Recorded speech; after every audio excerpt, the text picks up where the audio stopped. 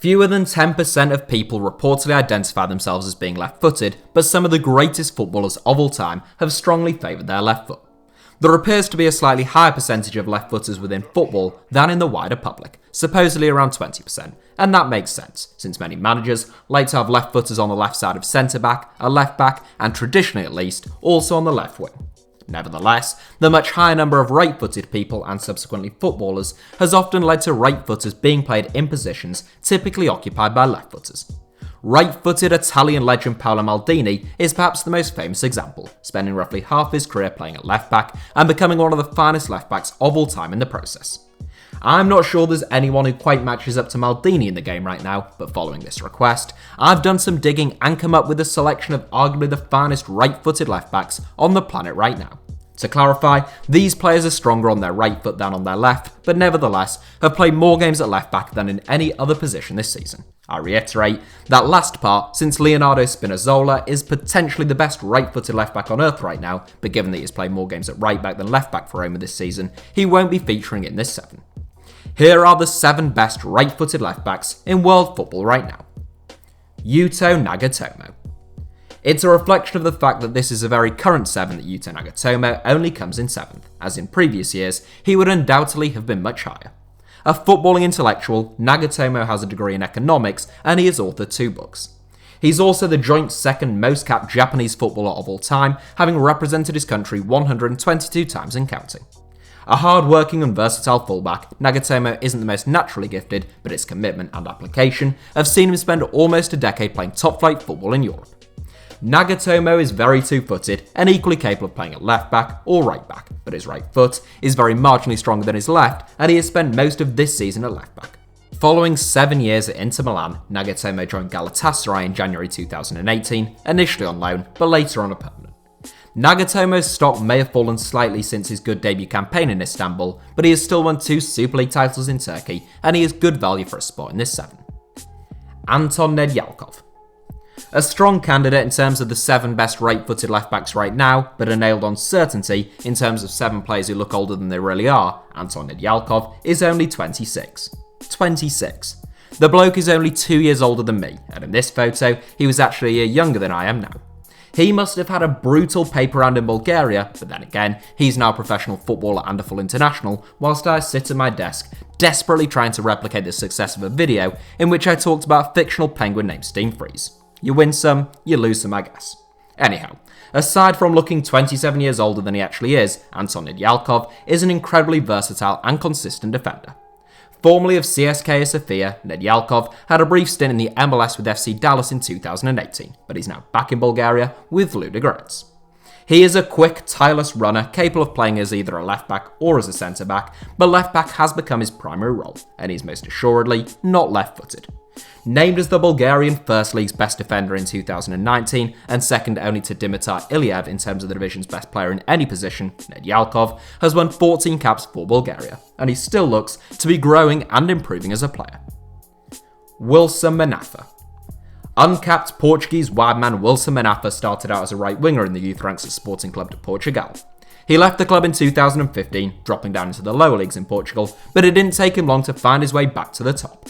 He won promotion to the Primeira Liga in his debut campaign with Portimonense in 2017, and in 2019, he joined another of Portugal's big 3 in the form of Porto. MANAFA's main attributes are his pace and stamina, and that led to him getting a fair amount of game time as a right-sided wing-back. At times, he played solely as a right-back, before eventually shifting over to the opposite flank, finding himself in a new role as a left-back.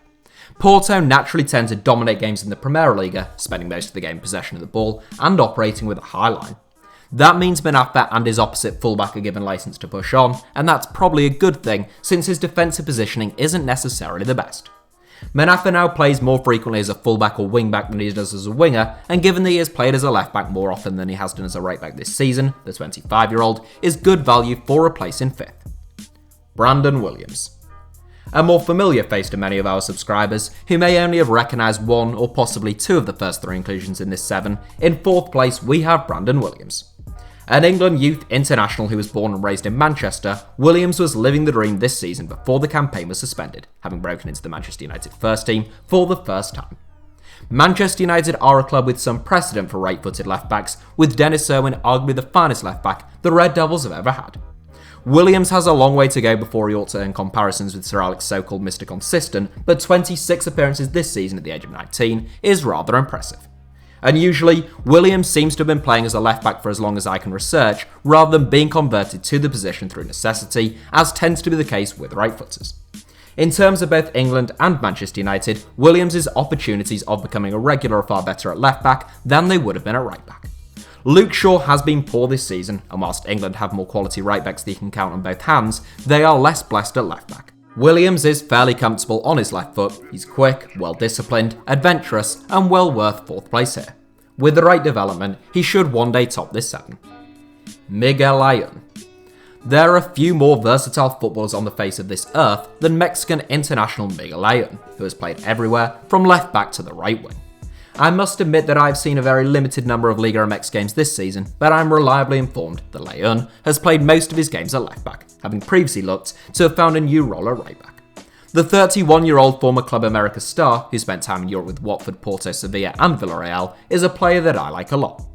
As well as being fantastically versatile, Layun is a set-piece specialist who can strike a ball really cleanly.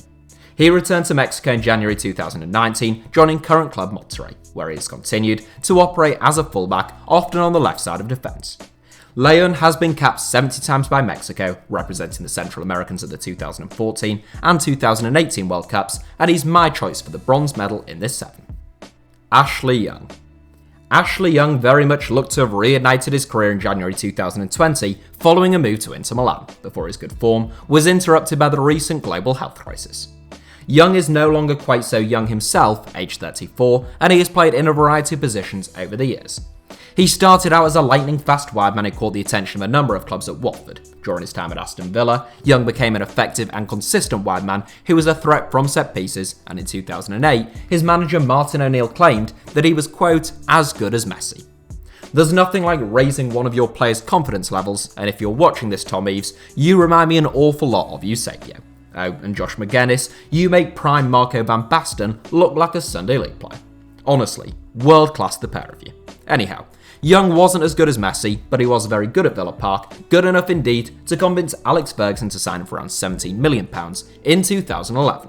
It was under Louis van Gaal that Young first started getting considerable game time as either a fullback or wingback, mostly on the left side, since he had spent most of his career on the left flank. Young has since played at both left back and right back, but has spent far more time in the 2 fullback positions than he has done on the wing.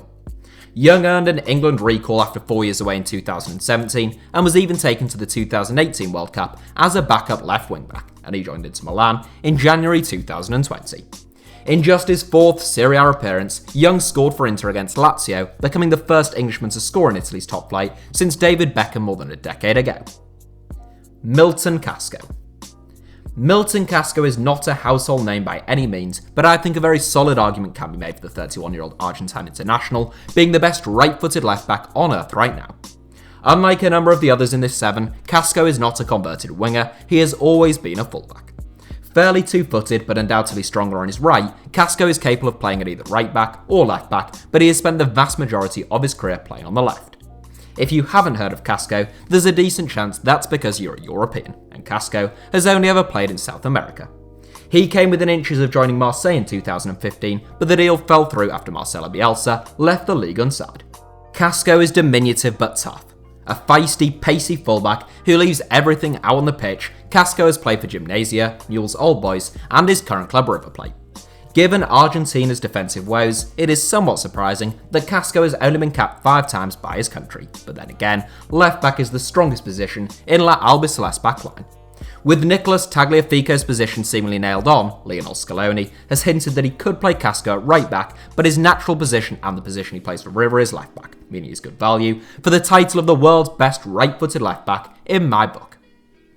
That's it for today's video. Thank you all for watching. I hope you enjoyed the video. If you did, feel free to give us a like, and obviously do make sure that you're subscribed to HITC Sevens.